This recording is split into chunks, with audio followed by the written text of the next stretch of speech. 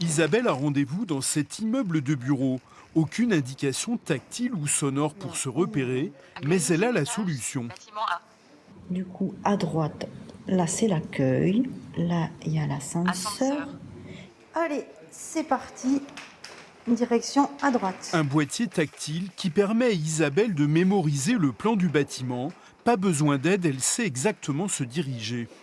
Dès qu'on arrive dans un bâtiment, savoir où est l'accueil, c'est très important. C'est très difficile de se déplacer dans un endroit qu'on ne connaît pas.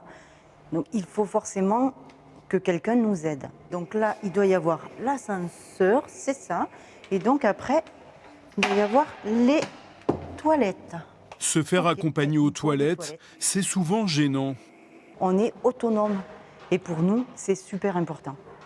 Un boîtier imaginé par cette start-up toulousaine, constitué à partir des plans d'évacuation pompiers des bâtiments. Les murs, les escaliers, les bureaux sont en relief, faciles à suivre du doigt. Sur le plan, là, ce qui est ressorti, c'est avec les différents tests qu'on a fait, c'est la largeur du couloir. Si c'est trop rapproché, on ne sentira pas qu'il y a un espace couloir. Si c'est trop éloigné, on perd le repère au niveau du doigt. L'objectif, ça a été aussi de travailler vraiment sur cet aspect touché pour que ça reste agréable quand la personne se déplace en fait, dans le couloir. Les plans sont imprimés en 3D sur ces machines, un produit destiné aux entreprises et aux administrations, mais aussi aux musées et même au théâtre. La société Enedis vient d'en équiper son siège social à La Défense à Paris. Alors, il y a des symboles sur la carte. Quand on appuie dessus, il y a une action. Qu'est-ce qui se passe ?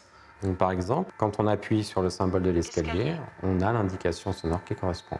Qu'est-ce qui se passe quand on change d'étage ? On prend le plan de l'étage suivant, on le positionne simplement, et là, les sons qui correspondent au symbole sont reconnus et se jouent.